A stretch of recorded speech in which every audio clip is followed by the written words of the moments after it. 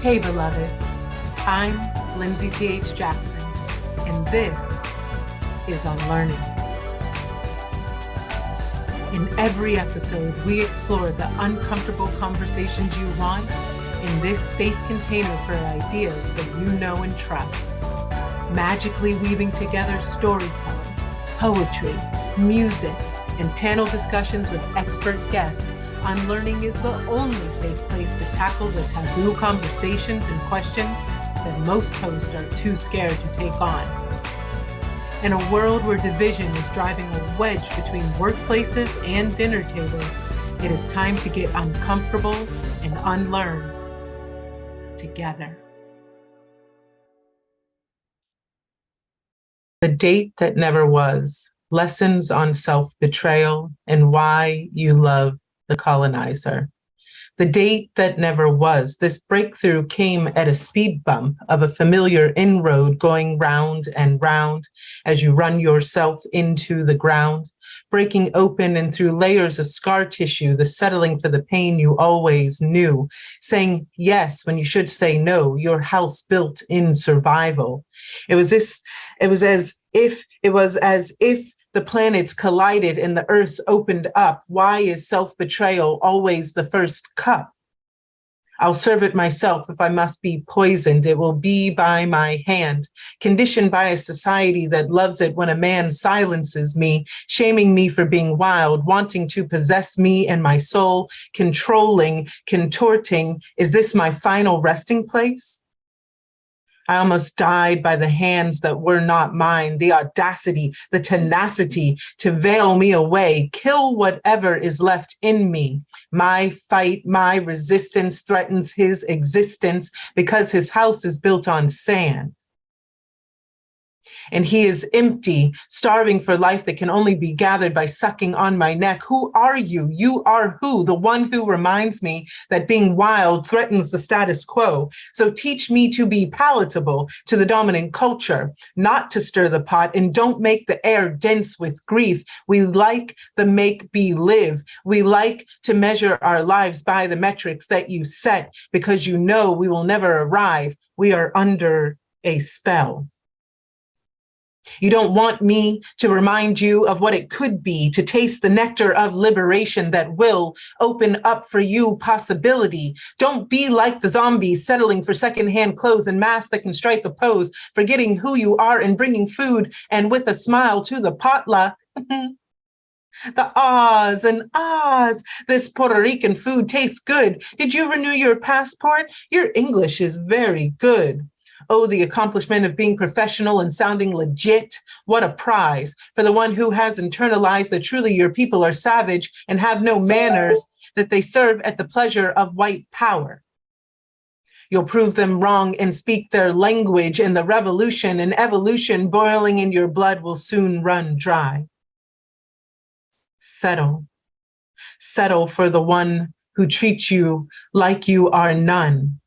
Betray yourself, for there is nothing more. And in the moment of the darkest hour, the sun rose in its power. The moon witnessed you through the window. The trees whispered, it is time to be born anew. Break the shackles, release the patterns, settle no more, for this is your hour. No, I am good. Thank you. No, thank you. I will not be microaggressed, for that transgression that you thought were a matter of profession is the mask of colonization that will be your end. It is in this portal that I beheld a vision. I will no longer settle for sleepwalkers nor agents of imperialism. I will no longer settle for a man who submits to his position as the carrier of oppression that seeks to create depression so that he can seem glorious.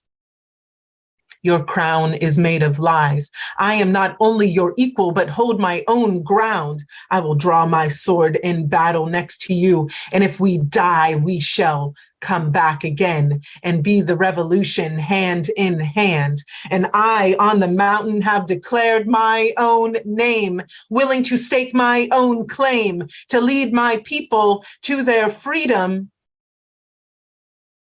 For they not another drop of blood will shed, nor betray the self and settle for death.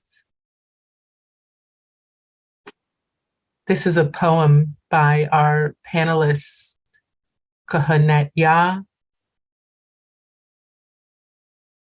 Let's get these panelists up here and let you meet them.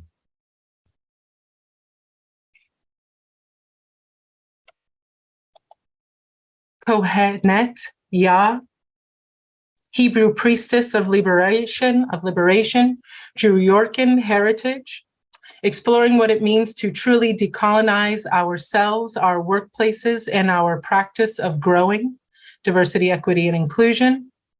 Kohenet Ya brings 25 plus years of experience supporting people and reclaiming their heart, magic, and sovereignty.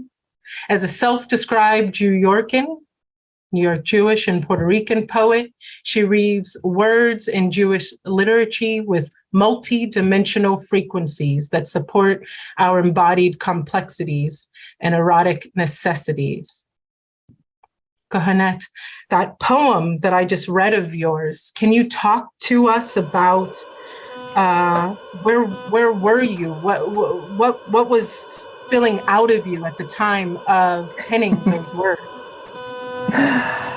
Yeah, it, it literally happened to be inspired by a date that never happened. And it was somewhere in a conversation with the guy that we came at an impasse of understanding sexism and its historical roots.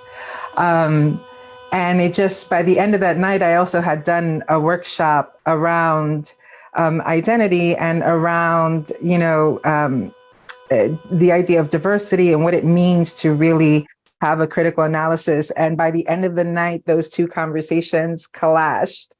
And and when they did, this is kind of what poured out, because it was the tension of what happens when we're not looking at the internalized aspects of oppression and what happens in our own liberation and the longing for that.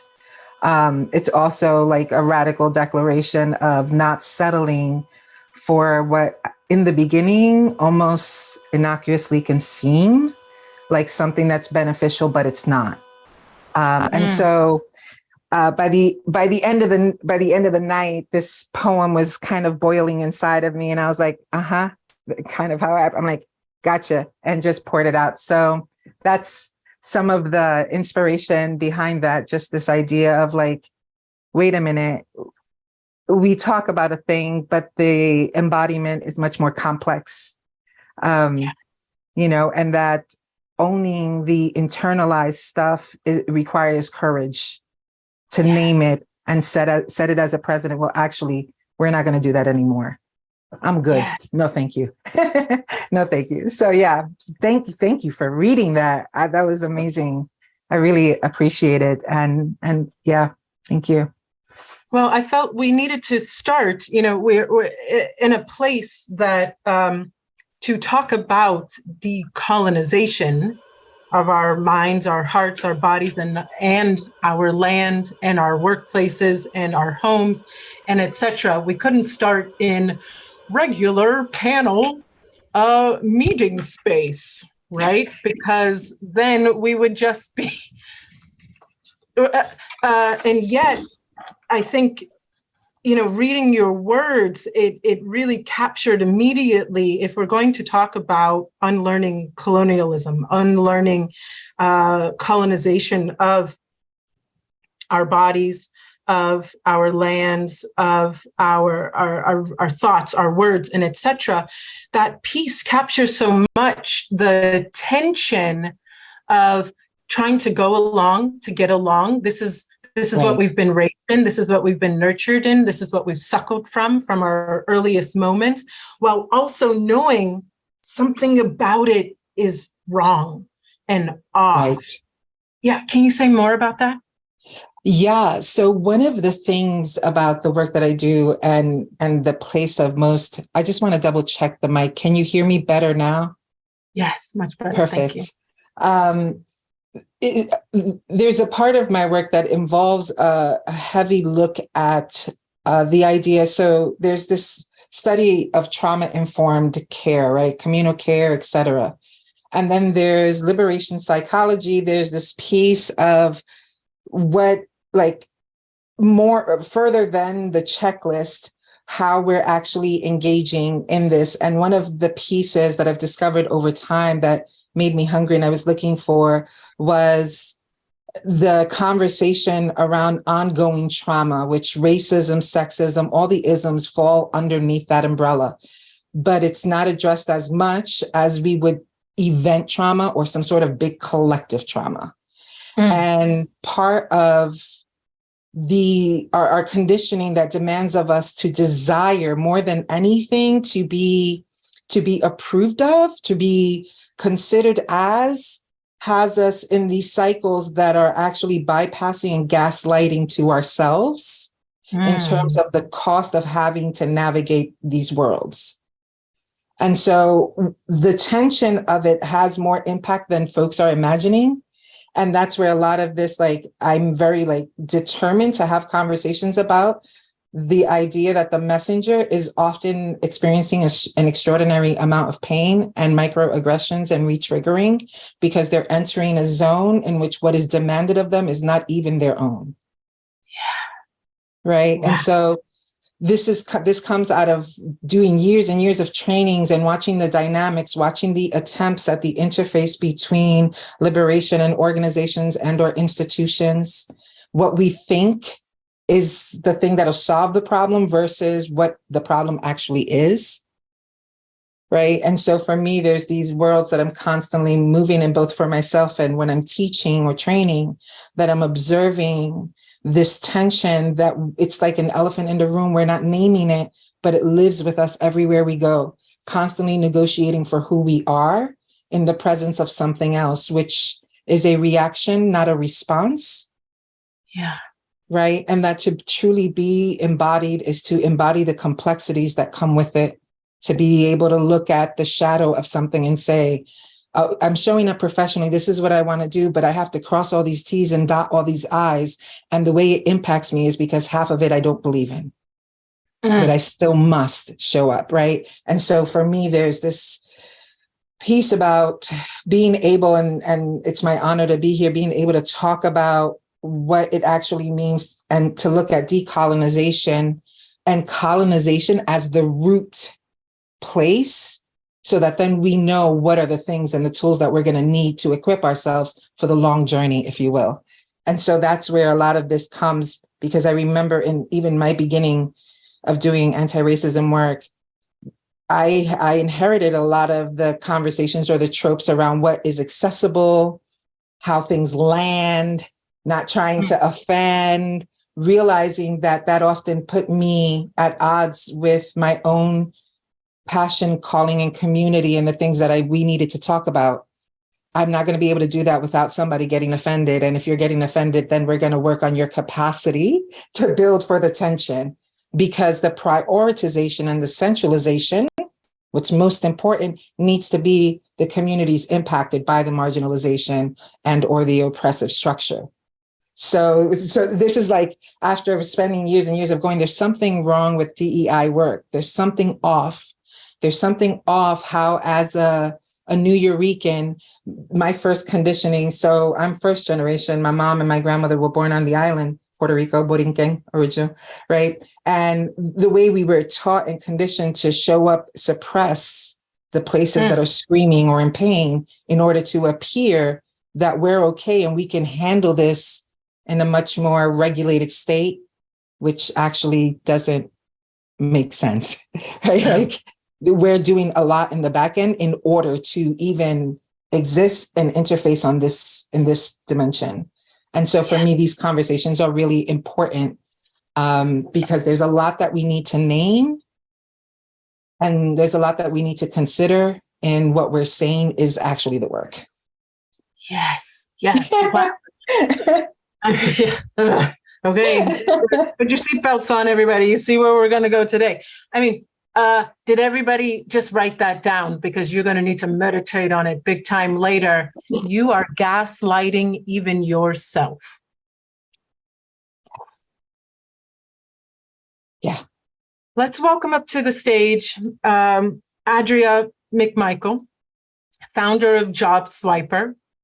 And her tech startup, Job Swiper, believes that every seat at the board table can and should be filled with traditionally targeted people, traditionally excluded people who are not traditionally seen in the technology ecosystem.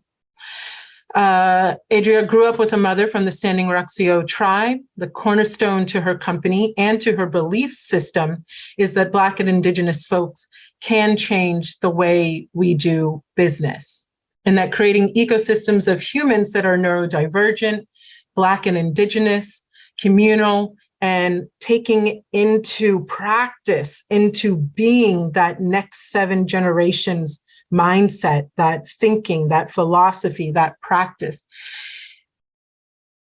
Adria, you've talked to me about this before, about that both having grown up with a very strong connection to your familial stories, your familiar culture, your Standing Rock-Sioux tribe, and the journey of being neurodivergent in a world that still teaches the failed concept of neurotypical, that you often feel as though you're masking, you're on the sidelines trying to figure out which character to play in which context. How does that map to this conversation around decolonization, around colonialism? I'm just leaning in, I'm ready. So there's just a lot. And I think another thing to know is that I was just diagnosed as neurodivergent just, a couple of years ago. And so it's really understanding how, one, we don't really have these conversations within our communities about what it means to be neurodivergent, and how that could actually be part of the colonization process, that this is just one more thing that makes you different. So it's better if you mask it. Or if you show up to these places and you put on the best show, you become the most agreeable, form of who you are, because otherwise people won't like you. And, like we were just saying, they will feel uncomfortable, and you can't have that. So, and yeah, I've been masking since I was little because that's what we were taught. One of my friends is here, and she grew up with me in Germany. We were both, her parents were stationed there. And so, even within the military culture, you were taught to mask, and to not stand out, and to not make people very uncomfortable by being your wonderful, very, very different self. And, also being a woman growing up in that culture could be, it is very colonized. So yeah, I recognized a long time ago that I became good at masking, and I thought for a long time it was because of this military culture thing that, we're going to move in a few years, so you have to be agreeable, you have to be liked in the new place that you go to. But what I was doing was teaching myself how to mask my neurodivergence, and also to mask, my family's culture. Both my parents have views that come from our communities, views that come from our culture, belief systems that come from our culture, but are definitely not Christian, definitely not, seen as palatable, seen as, maybe even a little demonic or something, you can't even say the things that you would normally say around your grandmother in these cultures, in this culture right now. So yeah, I just I feel like I have so much to say about it, but again, with the ADHD, it's like I need to stay on track with that. But that's the other part of it, is that that's normal communication. Going off track, going in a circle, going up on a spiral is part of communicating and part of learning about who you are. And we definitely don't want that, right? It's definitely not okay. So in other spaces, here, please let us remember. We got our glass of wine and our canapes. Let's go in a circle. I love Yeah. Well, let's introduce Rosalia, Professor Rosalia Hamilton, so that we can get to the circling. Professor Hamilton is the founding director of the Institute of Law and Economics in Jamaica. She's the coordinator with the Advocacy Network, a key group pushing for republicanism in Jamaica. Professor Hamilton has taught at graduate and undergraduate levels in Jamaica and the United States of America, and was special advisor and trade policy consultant in the Ministry of Foreign Affairs and Foreign Trade, as well as chief advisor to the Prime Minister of Jamaica. Professor Hamilton, can you start off by kind of giving us what is a very, somebody out there is really hungry for an academic definition of colonialism and decolonization. Like if we needed to give, how would I define that? What's the main thought or thinking there? Well, I think whatever the definitions we look at, we're looking at a process that dehumanizes, a process that of belittling, a process of domination and oppression. And there it takes different forms. I mean, we've had the experience that led to genocide, of a people. So there are many different types of ways to define the concept, but I think those are some of the key elements. And the process of decolonization, I think, is a conversation about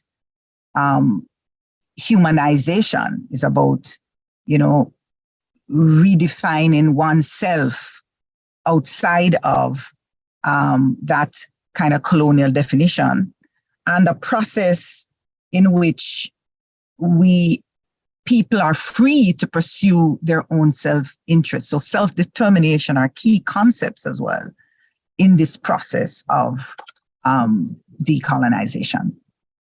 Yes. But Professor Hamilton, what if I go, that was so long ago. Like, what are we still talking about? That was so long ago. What are we going to do? Just leave the land? Like, what do we say to the person? It's such a good point, because I think part of the difficulty is that link between the past and the present. And this is something that we've been doing in a very conscious way here in Jamaica, because, for example, there's some recent issues having to do with land ownership and squatting in Jamaica. We've just seen another incident of the government literally demolishing homes, and people are illegally on land. But if you look at our history, we had a history in which land was stolen from the indigenous people, and you had the simple taking of plots and large tracts of land by one set of people, the oppressors and the colonizers, and the landlessness of the vast majority.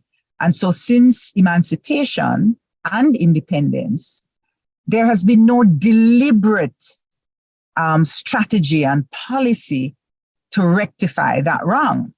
And so today in Jamaica, 20% of our population, we're talking about over 500,000 people, are quote unquote squatters. They don't own land.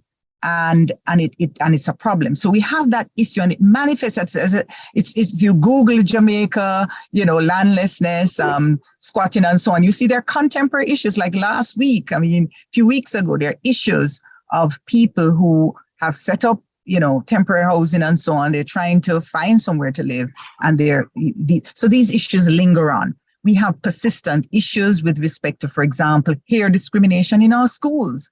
Our kids are being taught how to carry their hair, and the discrimination we see are mainly focused on African hair. And so concepts of self still linger. Lighter skin is better than darker skin. straighter hair is better. So that those concepts of self are real. And it's not just concepts, but it's also social response, because you may be proud of who you are and you're Black, but the society doesn't quite see you that way. And so your friends and family and so on treat you differently.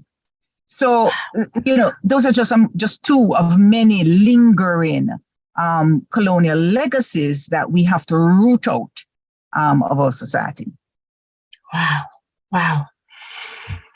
Let's invite Kohet and Andrea up, and let's really get circly here, because Kohet, if I say, well, but I went out and I bought a I'm decolonizing my mind sweatshirt. Is that what you mean by I need to be thinking about reclaiming my body? Or I have a sign in my front yard that says, and so I'm giving my land back by putting this sign here. Is that what you're referring to? Is it much more than that? There's so much temptation as a New Yorker to respond. You can tell I'm from the Northeast as well. Yes. It's just like, I'm so happy you got a t-shirt. I'm glad for you. But no, the t-shirt won't quite cut it. Although sensationalism and trends are a thing. It's the substance of actually internalizing and dealing with and toiling with the tension that what we have created as, in our particular context, an American ideal is actually not. And to step into the dream world that we created as a result of the structures is a tension that you can tell when somebody's inside of that space, because there's a way that it deflates your most heroic appearance of being a change agent, because you have to toil with the way that you're colluding with the very structures that are seeking to subjugate you. Right. So a sign on the manicured lawn that has been sprayed 1,000 times won't quite cut it in terms of the folks that were called to steward this particular land, Turtle Island, that we live on. And so some of those more like, shirts are beautiful, signs are great. And that may be a tiny piece, but if the embodiment and the substance of that critical analysis is not there, we're missing huge aspects of it. And so for me, when I'm talking about this, I'm holding the tension between where we're actually at and where we're trying to go without, and I love what you said, Dr. Hamilton, because it is about the humanization. It is about coming back to the place that I get to remember. I get as a Puerto Rican descendant, as a Borinquen descendant, I get to oust out of myself the labels, the assignments that another culture gave me, and own the complexity and the intersectionality of my own without needing to drag it down or minimize it or shrink it so it's palatable. And this is decolonizing. It's not just like this theory that happens that it sounds great. It's more than that. And there's times where it's hard to understand because most folks don't know who they are or where they come from. You can't understand the fight if you don't know what we're fighting for. Right. And so it's one of those things. Again, t-shirts are great, but that's not what we're talking about. We're talking about auditing your entire life for all the ways in which it's colluding with the very oppression and the very dominant culture that we're actually impacted mostly by, right? So for me, it's part of that, like, no, there's nothing easy about this conversation. I mean, we can talk about unicorns and rainbows. I'm not sure where exactly we're all going to find it, right? Because we're all in the active work of, but I believe in our capacity to hold the tension. And at any rate, when we're together, we are going to co-build that capacity because we can't bypass the stuff anymore. We can't gaslight ourselves into thinking that the things are working when they're not working. When we're still having the same conversation in 2022 around Black and Brown lives that we had in the early 1900s, there's something wrong with the picture. And so for me, having such a connective, like when I look at Puerto Rico right now, evidence. The islands are very, the Caribbean is a very solid place to look at colonization at different stages. Mm. And this is what I love about Pokalani's work from Hawaii, where they talk about the stages of decolonization, what it looks like to do that. That first I need to remember who I am, remember my ancestors, remember all the pieces, why we left, why we ran. And when I'm able to face those things within myself, I'm able to honor what's most important as I show up. And that creates an acuteness that sometimes feels like tension for some people, so they run in the other direction, right? So Yes, those are yes. kind of my thoughts around that. I mean, you're even reminding me of a conversation we had a few months ago with Joy Donnell, talking about why that representation in film and television and story becomes so important, because to remember where one comes from and to bask in it, to find joy in those stories and those histories is a part of that. Those are my people. Those might be my Right. people. And it's everything from Woman King, for me, Yes. Woman King, to be able to go like, I look like her on the right. Did I go out and Yes. get a spear? Absolutely. Will I use it? Maybe. I don't know. Depends. Yeah. But right, to be able to go like, Yeah. oh, I might come from there.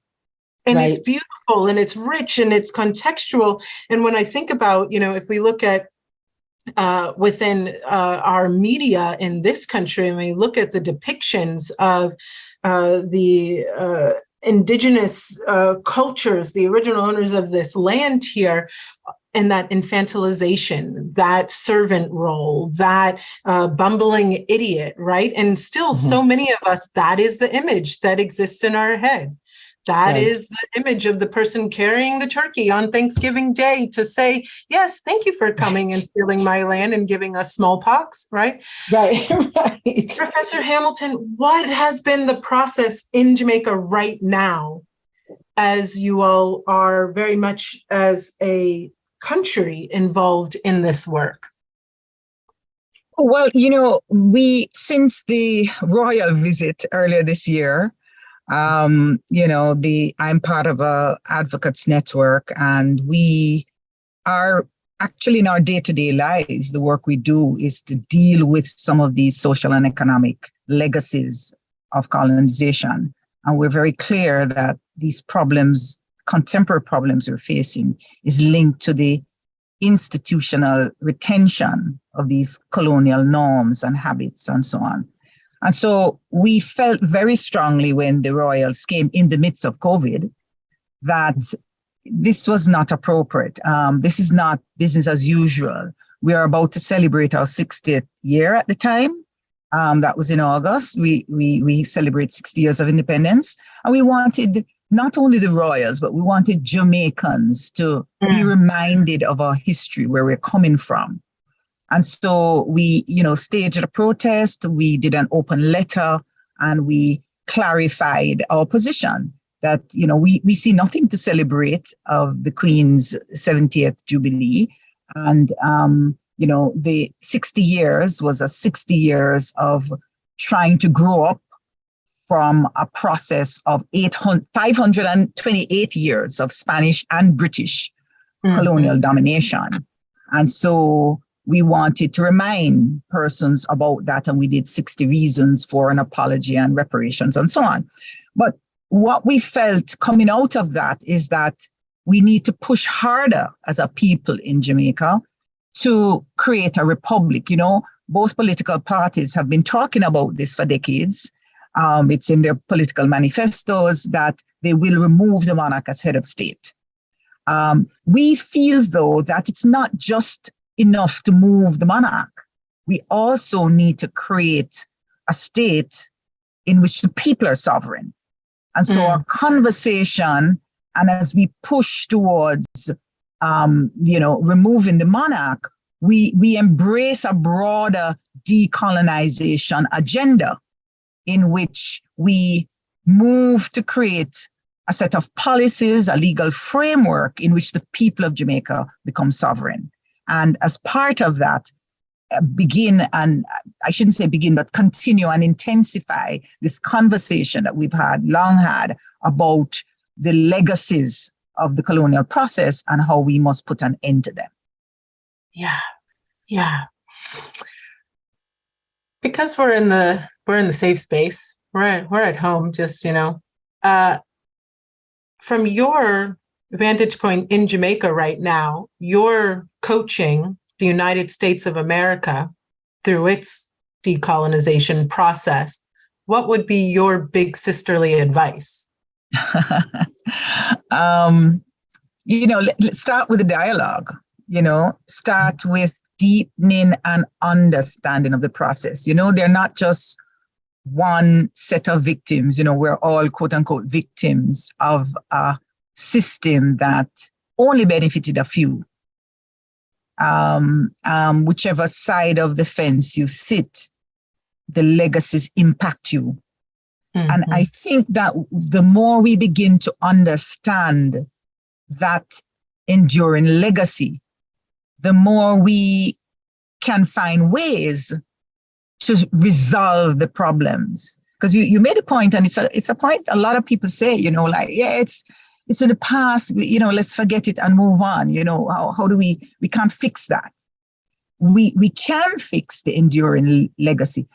Racism ought not to exist in the way we see it manifest in our day-to-day lives in 2022. It ought not to exist. We ought to have learned that way in which we treat each other as humans is not good enough. We need to do better.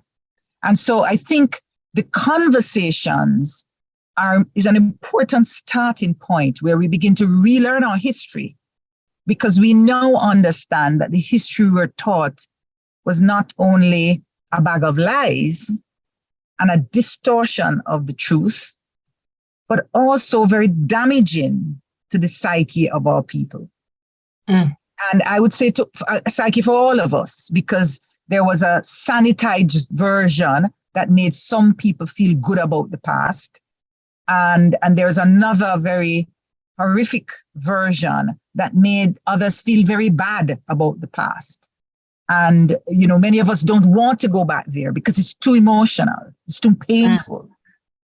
And while it is, and I feel the pain as I engage this conversation and dialogue, I do it with hope and optimism that as human beings, we have the capacity to understand each other, to create a world, in the words of our, most prolific advocate, Bob Marley, in which we put an end to the philosophy that makes one man superior and another inferior. And we finally and permanently put an end to that system, where we can create a world in which, we all can, coexist. And there's no, first class and second class citizens. That's the dream. And I believe it is possible. I am optimistic, and I think that the kinds of conversations we're having here today and other kinds of dialogue begin to push us in this direction of a different world, a world that's free of racism and free of the scale and nature of oppression that we still see today as legacies of the past. Yes, yes. And you're reminding me of our panelists a couple of months ago, Leticia Nieto, talking about that similar, I think, Kohetnaya, as you were talking about the journey of decolonization of one's mind, similarly on the allyship journey, that you actually become more hopeful, not less. And that for the skeptic sitting in the room right now, skepticism, as Professor, I can't think of his name right now, I'll remember it in a minute, but skepticism is the vantage point of somebody sitting on the sidelines. If you're in the work, you move past skepticism to participation, and participation breeds hopefulness. Adria, somebody today really needs to hear about the process of doing this personal healing, of unplugging from the colonial teachings that have taught us to gaslight ourselves, to even hate ourselves, to hate our hair, to hate our cheeks, to hate our lips, to hate our bodies. What has your process been like? Therapy helps for sure. I found a Black woman therapist that specializes in workplace race-based trauma specifically. And I see her pretty regularly. And it was really having someone who understands brains telling me that my brain was fine. I didn't imagine anything, that all of these things did happen. And, you know, being in the tech world, being Native, being Black in the tech world is an awful thing. And none of my experiences were not real. And that I needed other people to know that. I needed other people to recognize that. And it happened with someone that wasn't a therapist for sure. You know, people would be like, oh my God, when I would tell them my stories, like, girl, are you okay? And I'm like, huh, I'm not. That's a really good point. I'm really not okay. And it would just, because we part of the decolonization process was me understanding that none of that was okay, that all of that was abuse, that if any of the things that had happened to me at work happened, and we talked about this before, if they had happened within a relationship, like a friendship or your partner, all your friends would be like, you're in danger, like you are in real danger here. Like that way that people still can treat you at work versus the rest of the world. Yeah, we call out racism all the time now. It's like on TikTok, it's really, we do it, we take people down, but then when we're at work, it's like that one last place that people can be abusive to you and get away with it and have the support of an HR team, like have like all of the support behind it. So part of healing was identifying that there's still places that can and will come for you. And how do we change that? It was really understanding that we have to change it, that we have to recognize it, that this is not fun. We were just talking about how, this individualist society that we are in, I mean, it's straight up narcissism 101, and we reward it. And in our communities, traditionally, that would not have been rewarded. I talked to my aunt. I was just back at Standing Rock, and I was talking to my aunt about that. And it's just like, yeah, before settlers, before colonization, if somebody acted like that toxic, that me first, like I'm the best at this and you all suck, like that kind of attitude could get you banished. Like if you don't fix that, it's not a good thing. It's not something to be rewarded. You don't become a billionaire because of it. And we have to change that, because it's literally in every workplace. It's not just tech. And you would think, and I bring up tech because people think, oh, it's new, progressive. Like everybody's all of the startups are super cool and they give you like free lunches and stuff. And like, yeah, it's so fun. No, it's the worst still. And it's not just, the blue collar workers are not just the ones that are still racist. It's not, or misogynist or whatever. It is in every sphere of our society. And the one place where it is absolutely still almost sought after as a personality is the workplace, because it's going to get you promoted. It is absolutely like not being brown and masking all the time will get you promoted. We know that. Every single one of us knows that. And that's why you're doing what you're doing, right? That's why I'm doing what I'm doing, because frankly, we're all sick of it, right?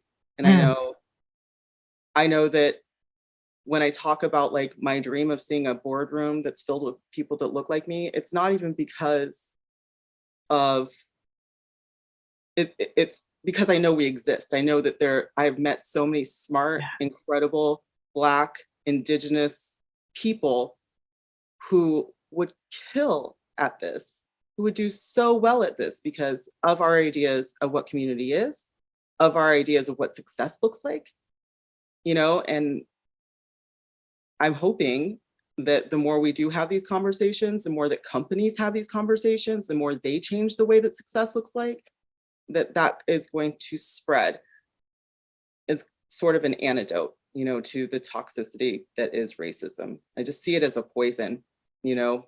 And we talked about how evil it is. It's poison, and it just kept spreading and spreading and spreading. And I think that these conversations are part of the antidote, and with actions too. Like we're talking. Thank you for telling me what land you live on. I really what do you do though? You know, like, you know, where you occupy, whose land you occupy, but what do you do to make sure that the people that are from that land get it back to steward, because that's what's important to us. So can you say, you've used this language, and can you define that for everyone on the call? What is to steward? What does that mean? I really hope that I don't go off on this because it can be very simple that the Indigenous people that were on the land before colonization happened had a relationship with this land that sustained everyone. And we were able to give back to the land. And speaking of circular, you know, this was a way of us to live within our means, within the land.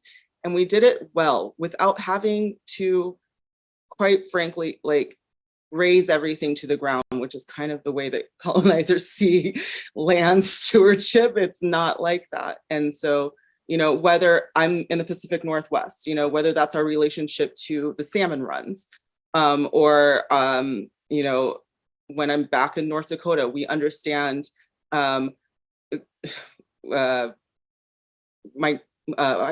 think I told you guys about my cousin who runs the bison or the buffalo on our reservation. So like bringing those populations back, and we still utilize, you know, our food, our land, everything in a way that makes sure that everybody is fed, that everybody is living a bountiful life. You know, we can do that, but it has to come back from an Indigenous point of view, because we already know that. We already know that relationship.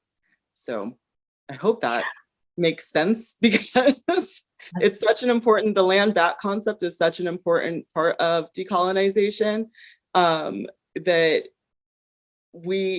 we know how to live with the land around us. And we know how to fix the problems that we're having right now, whether it's environmental or not. We know how to do that. We've been doing that for millennia. So just giving us the opportunity to come back to our own land and fix it, that's the land back movement. That's it. We can do that. Just, you know, you got to ask. That's my dog. I'm sorry if you guys. Thank you, dog. Your dog study, it was like, I feel that, mama. And just, Yes, you know. he had to get up. Yeah. It was like, you said it. Can I just jump in and just underscore what Adria just said? Because, you know, for us in the Caribbean, you know, climate change is real. And the connection to the land and the kinds of steps that we now must urgently take. This is an existential conversation. And there's a lot to learn from what our Indigenous people did and how they cared for the land. And this idea that we're interconnected as human beings is key, not just to each other as a philosophy, that Ubuntu philosophy, but we're also interconnected with the land, with nature. And I think that point is such an important point. I just wanted to underscore that. Yes.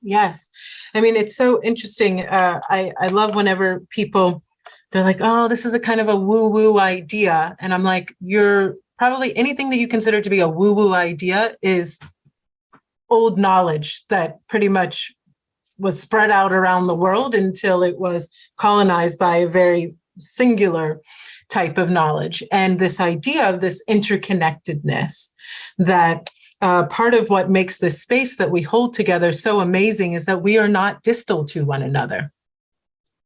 We are looking at one another through this, innovation right now, this type of technology, but I am deeply connected to Peggy Haslash, to Merlin Starr, to Kristen Mathis and that cat that keeps popping up, right? Like, we are not disconnected. And yet we move through the world with our beautifully still colonized mind, believing somehow that we are separate, that we are not impacting one another on a polarity level. And I will avoid going into quantum physics right now. Let's invite some people up for some questions. Laura, there's some already there that you would like us to ask, or do you want to call out some names? If there's anyone who feels called to speak on camera, that's great. We've had some really incredible comments and people sharing their experiences, but I haven't seen a direct question. So if anyone has a question, you're welcome to raise your hand using the Zoom function, or just wait for a little space and take yourself off mute. You can also type it in the chat. Yes, and let's allow a minute for the processors who are going to struggle with, should I come off of mute? Should I come off mute? Should I come off of mute? Let's give them a minute. Amy Watke?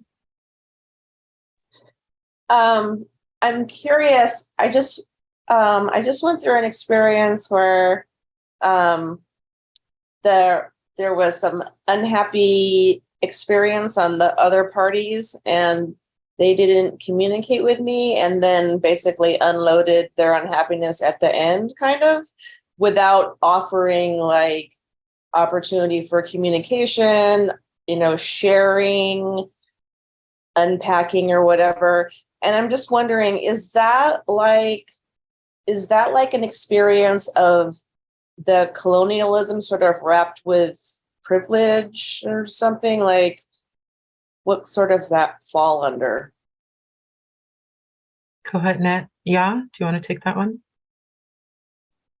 I think I might need just a little bit more clarity in terms of context. Can you give out a bit more definition? I guess I feel sensitive about sharing more information. Okay.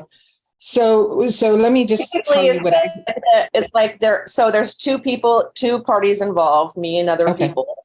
And then there was an experience, and there was unhappiness during the experience on the other people, and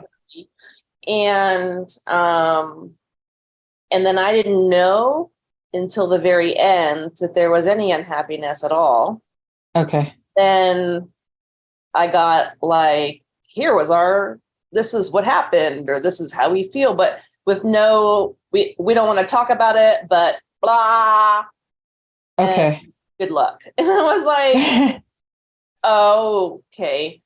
So, I mean, respect. Some people don't want to talk about it or whatever, but I'm just sort of like processing that and figuring like, what is that? Like, I'm like, what? Sure. Just like excited me, and then I'm like, well, let's talk about it. But they don't want to, clearly, so I can't be all like, So thank you for and I appreciate, of course, and honor, not being able to tell more details. I just wanted to get a better understanding and context. What I'm going to say is often the tough thing that at times folks don't like to hear.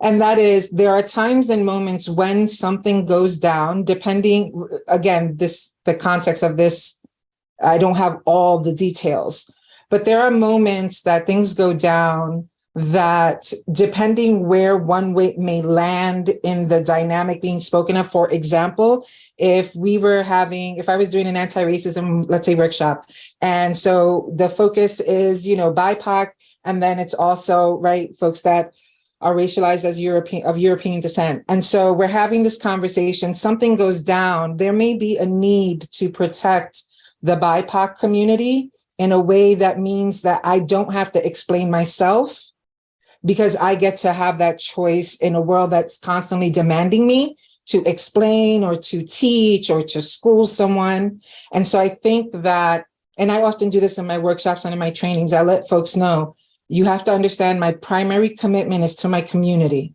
I am a Borinquen descendant. My first thing is to watch for the ways in which my community needs to express, right? And then protect that space. So I say that to say that sometimes in the tension of something, especially if it's the group impacted by the harm, that they have the power to decide whether or not they want to have a full-grown conversation about that and actually lay that out or not. And so because I don't know the specifics, I can't particularly speak to that.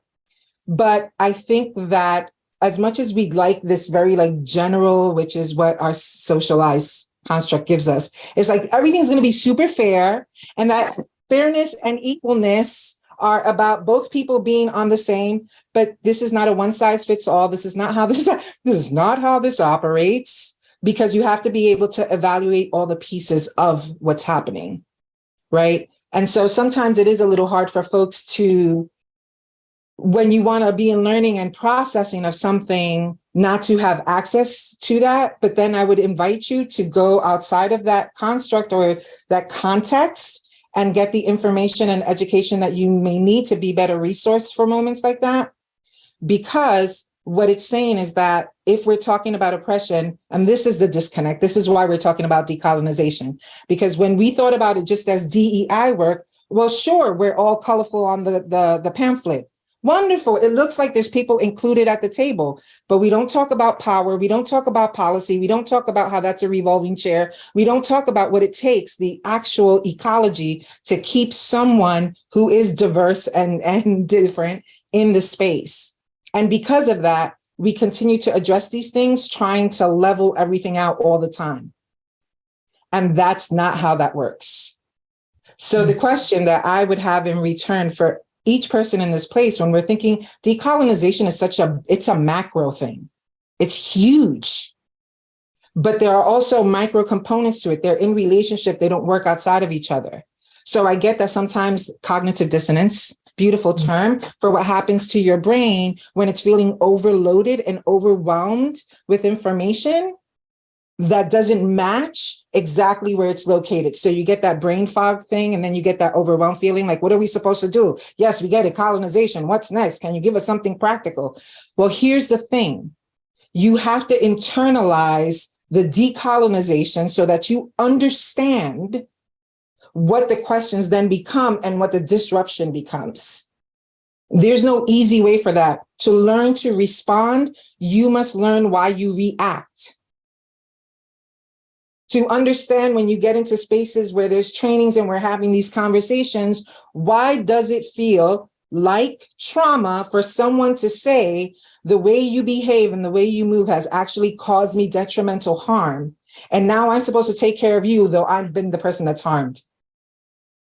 Right? So when we start cultivating the awareness, asking the questions of what we think is supposed to happen, what should happen, should is always dangerous, right? All of these pieces, and we start asking ourselves how much of our reality is built on the necessity of people operating exactly how we think they should in order for us to be present and exist. And so I'm gonna stop right there, because it's such a big kind of thing. But I want to say, for the most part, whenever I've done caucusing or whenever I'm in groups, I'm fiercely protective around how much emotional, physical, mental, and et cetera labor the people impacted by the harm have to do in order just to be in the present space. Yes.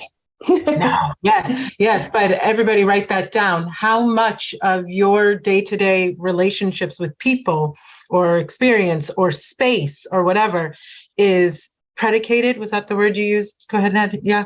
Or dependent upon people, space, animals, we're an animal, but everything reacting the way you expected it to react, as opposed to being present and in relationship, which requires that there's no expectation going in. You're going to get what you get. That is the relationship, to embody that space presently. Ugh. Carmen? Just Carmen, did you have a question or a thought? Hi, guys. Hi. Thank you. I'm so sorry I'm driving. I would love to be on camera, but I'm driving. I just want to say thank you to everybody that was on the panel and commenting. It was so insightful. I truly appreciate it. But 3 things that I wanted to talk about. First of all, I think it was Rosalia. Am I saying her name correctly? I'm not sure. She talked about, the history being for some of us, the history is painful. And it's not a question, it's just more of a comment on this one. I often think about like my family history and being Black, and, I have long lineage on my mother's side, and the women live fairly long. So my great grandma, fond memories of her, she was born 1910. And then obviously her mother had to be born towards the end of slavery, 1865. And we know nothing. My great aunts are still alive. They remember their grandmother. Unfortunately, my grandmom did pass away, but she had Alzheimer's. So I never really had a chance to talk to her about it, but I spoke about it to my mom. And she said, you know what, Carm? She said, we never really talked about it. Nobody talked about it. And she said she thinks the reason why is just because it's too hurtful. It was too painful. But it just baffles me because the history is so rich, and I would just love to know and share. Thank you so much. And learn from, that background. What happened? How did they live? And not even just necessarily the bad things, their life, So thank you, Rosalia, for pointing that out, and mentioning that, because I feel like it just rings so true for some of us. And then another comment, I'm not quite sure how to phrase my question, but just based on the whole topic of our discussion today, code switching. I mean, I don't know. Obviously, excuse me, we have to speak correctly, quote unquote, professionally, quote unquote. But I often think about, what if I really did go into the workplace and talk how I usually talk, within my home, with my girlfriends, with certain colleagues that, I am comfortable with. It just makes me wonder, I mean, I don't, how does it all play into that? The code switching, I mean, do you feel like it definitely has been born from the colonialism, or is it truly just a professional thing? Can they be unwed from one another, you think, Carmen? I don't know. I honestly don't know. I don't know. Yeah. I love this line of questioning. My mind goes to speak properly. Huh? That is. Oh God. Okay. Can you hear me? Because Can you hear me? Because I'm en route and I hope it's not breaking up. Can you guys hear me? It's a little bit, yes, but we can hear you. It's coming in and out a little bit. Go ahead, and then Adria, do you want to go take this one? Yeah, so this is actually some of my favorite conversations because the word professionalism, words and I, we have this really interesting relationship because as a poet, I love them. Yes. And as somebody committed to decolonialism, I understand the magic of breaking a word down and making a new one because the old one is not suitable. Yeah. And so professionalism in its origin was meaning to declare yourself at something, not put on a mask of something. So when we're looking at this idea, this language of professionalism, there are many things that are encoded into that behavior Mhm. And the metric of correctness was defined by whom? Yes. Now, the layer underneath that is, I'm going to bring my smart behind into my New Eurekan smartness into the conversation. Bring it. This is usually when I start losing points in a space, right? Not that I have a regard for the points, but I recognize that they're there. And No here's points the thing. lost. English is such a poorly put together language comparative to anything else. And when people say that you should speak English here in America, first of all, English is not the language of origin to this island, large, massive island that we live on. And so the ways that we continue to perpetuate this idea of speaking correctly, well, what exactly does that mean? And who exactly does that represent? And why exactly is that even a conversation to have? Right. Right. Yeah. So some of the busting I do on this is like, I was born in Brooklyn. Yeah. And I still get people saying to me, you speak English so well. Oh, and I'm like, okay, all right. Get some coffee, pull up a chair. We got to have a conversation. Yeah. Right? Let's talk. Let's chat. We got to have a seriously. But because the piece that I do want to speak to, because I think this is an important piece, is that how we have been coping is real. And it's because to be outside of that holds a real danger. It is not imagined. Yeah. It is dangerous for many people to fully show up as themselves in an environment that is dependent on you following the rules. Yeah. So right? true. Yeah. So your livelihood. Exactly. It's your workplace. Absolutely. So when I'm doing trainings, I let folks know I'm about to expand your mind in all the dimensions and in all the ways. But I also want to remind you that we understand, and my co-facilitator, that we remind people, we understand that we're not going to pay your rent either. Right. Yeah. You see the radical chances that I have to take, I don't expect everybody to take because I live with the consequence. Right. Yeah. So I want to honor that. I want to honor that we step into spaces and we need to do those things at times because we're doing the best we can, because we have to pay the bill, because ain't nobody want to have to put, figure out the vegetable oil in the car as a substitute. Listen, I mean, I literally have vivid memories of my mother. She was an educator, and I as a little girl, I would say, Mom, like, why do you sound white when you talk to to people that, not family or whoever, somebody important? And she just said, and she broke it down. But I don't know. It's just, but thank you for that. I really I appreciate that response. So true. Absolutely. It just bothers me a little bit. Like, you have to know when to turn it on and turn it off, but that's the world we live in. It's a part of it. So yes. And just one little thing before. Yes, but here's the thing. This is why I'm in this conversation, is because we need to talk about that. While we have been doing what we need to do, the very thing that we need to do has continued to perpetuate and cultivate the fact that the dominant systems don't have to change. Yeah. So because we're going to compensate, we're going to compensate for that by doing what we have to do. So there's something about the demand of both. When my grandmother, may her memory be a blessing, who's no longer here, when I would go out with my grandmother, she primarily spoke Spanish, first language, right? Born on the island. When I spoke to my grandmother out in public, I spoke to my grandmother in Spanish. Yeah. And people around would feel incredibly uncomfortable. I trust that you figure out how to get your comfort back, but it ain't going to be at the stake of my grandmother, because you're going to learn to build the capacity to hear us have a conversation in our language that is native of origin. Or don't. You don't have to tune in. You don't have to tune in. I'm sorry. And I'm not even speaking to you. So that's like, and so I say that to encourage also the fact that the importance about the disruption, but not at the cost of your dollar, because I can't pay your rent. Thank you for all of you holding that space.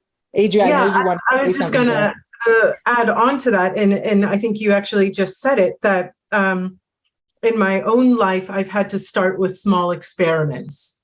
Where could I disrupt and experiment with not sacrificing myself, not selling myself, and as I've done that, that circle has expanded.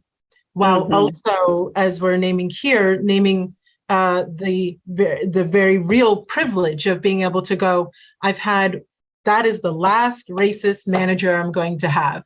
I'm going to go start my own company. That is the last time within the context of this relationship that I'm going to have you question my experience of going through a grocery store. I'm going to go get a new relationship, right? There were small experiments that I had to start with as I finally made a decision. And to your point of paying the bills, paying the salary, it was a decision for me. I'm going to take the huge salary cut because otherwise I'm just going to have to make it up in counseling cost anyway.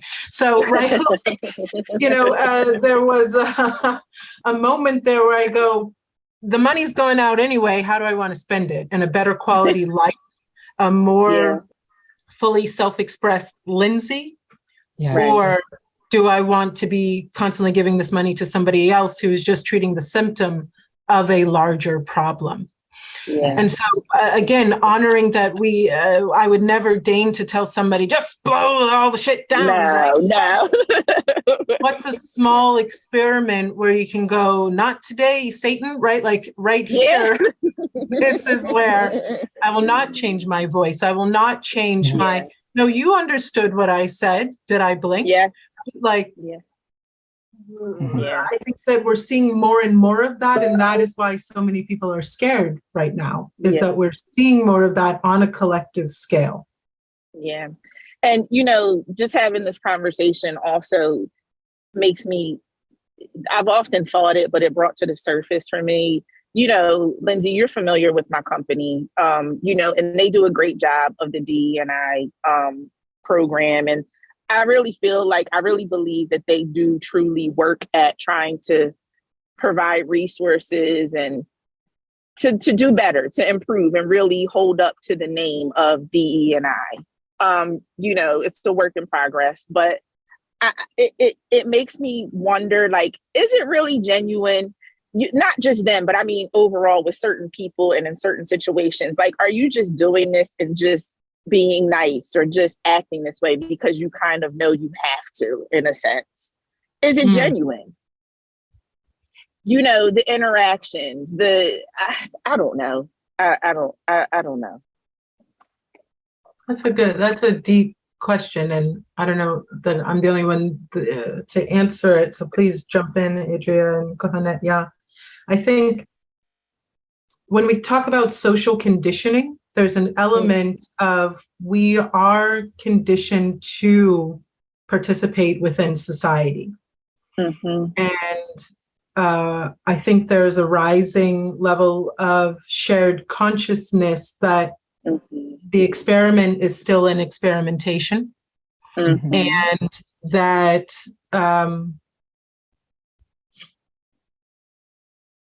there have been gains, but there have also been monumental losses to get us to this point.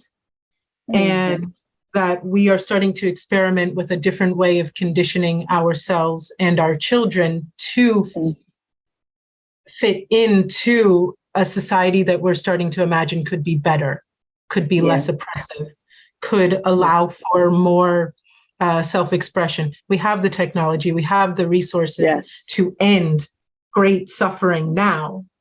Right. And yet we're still trying. This is why I practice something called human potentialist or human potentialism. I believe in the potential that we're going to get there, or at least better than we are. And so if you're asking me as somebody who has committed my life to this work and does this work every day, I would rather somebody who's going to fake it until they make it, right, than somebody who doesn't show up at all. Yeah. I mean, and fake it, you're practicing, you're trying in a sense, and I agree with you. I think we are getting there with the younger generations ahead of us. And I think with the younger generations ahead of us, and like you said, with the resources available now and the awareness that's happening, I think these kids, the next generation, it will be from a more genuine place because this is what they're learning and what they're growing up with. and I don't say I'm not a pessimist. I'm really not. It's just a thought that comes in my mind, especially when we have some of the DE&I trainings. I'm like, it's great. And I love to see the people participating in the conversations that happen. But I'm like, do you really want to know this? Like, do you really want to learn it? Do you really want to put it into practice? Like, is it really real? I don't know. Yeah. Or is it just out of obligation? But I don't know. I mean, I think like you said, authenticity is always a harder piece to measure in a world that demands performative type of behaviors. True. Mm-hmm. And I think the larger piece to that is that people, for the most part, and this is why there's such a huge empowerment movement, right? Like we have books for days, years, centuries, maybe even around how to develop the internal person so that you're shiny and wonderful. And so part of these things is actually people learning to take, okay, so accountability is the ability to give an account. Responsibility is the ability to respond. And so if we're conditioned toward a superficial existence, then that question becomes really hard because most are not engaging in the ability to respond to their environments or their lives, or the ability to give an account. So, and the underbelly of this is that the truth is all these oppression structures, whether we're talking about racism, sexism, etc., we all have much to lose because whiteness has been shaped in such a way that it's a non-culture. When there's so many different groups of people inside of that culture and inside of that, right, that frame, who also have a people that you came from, who came from a land that had its own belief systems, who came from a place that had its own struggles, that had its own names and its own movement, and that has been lost in this very homogenous American ideal of what it means to be a human being. And so in order to get people from the superficial aspect of engagement, we got to come to the underbelly of the emotional attachments and ancestral disconnection. Because once again, you can't know what we're fighting for or what we're even talking about when you don't even have connection to your own, right? Man, all of those things. And so this is part of the, I can't help whether or not you're showing up authentically or not. This is what I know for sure. If you're stepping into a training space with me, we're going to drop in. We're going to take a pause so that you can do a 4-count breath to help regulate your system, because I get you scared to say the wrong thing. And we are still going in this room. We're going to do this work, and you can say what you want to say when you leave. But right now, this is the support system that we're having in place. Because we're going to have to face it. If I have to face it, you're going to have to face it. I can't run from all the intersections of my Puerto Rican identity in this thing called America, right? Like, I can't run from it. I have to face it. So you must face then the part that you play in this, right? Yeah, feel what I feel. See what I say. Yeah. And so the best that we could do is trust that people at some point, what we started here is a seed. It's small. It's very tiny. For some of us, we won't see things in our lifetime, but we have to have the hope that the seeds that we're planting will produce of its own kind, because we are living now, cleaning up the mess of the people before us. So surely what you sow, you'll reap. Right. Yeah. Faith of a mustard seed, and it takes time. Right. Right. And so all of that to say that in these conversations, we're asking great questions, and they're good questions in that way, although good and bad are binary that come from somewhere, right? But the best that you all can do, that I all can do, is to show up, being willing to ask the questions of myself that I'm terrified to ask of others. Am I willing to examine my reality, the comfort of it, the convenience of it, in the mirror of saying that everything that I subscribe to impacts other people's, because I don't live in isolation. I am accountable for my actions. I am accountable for my beliefs. And so when we start at that place, we start at a good place, but we also have to know the boundary in the lane, your authenticity for you to begin to ask questions about and bring yourself to responsibility for, right? And we get to go home and, I don't know, eat something really delicious that our mothers made. My mother's gone. Greens. Yes. I mean, and Carmen, even just as we begin to close this space together, if we imagine that even for this moment, and I think it was even better that you were on your car and off camera, because we were able to enter into this space where it was Kohenet Ya, Adria, Daisy, me, you. And we're in this little BIPOC space just talking about coaching one another, solving each other's hearts, rubbing balm and oil on one another. And you probably don't know that all these white people are sitting here watching it, right? And, you know, they've never seen this many Black and brown women just have a conversation all by themselves. Conversation, yeah. Right? And talk about things real and have to coach one another through this experience. And so let this be for today as we begin to leave this space just for you. This was your little experiment with asking what you needed to ask, of seeking what you needed to hear, of being coached in the way that you needed to be coached. And that is enough. Yes. Goodbye, everybody. Happy Wednesday. Happy November. Please prepare yourself and your family as we come to the end of this month and we come together to really marinate on the National Day of Mourning and what that means within the context of this country and this culture that is in the beginning stages of its decolonization.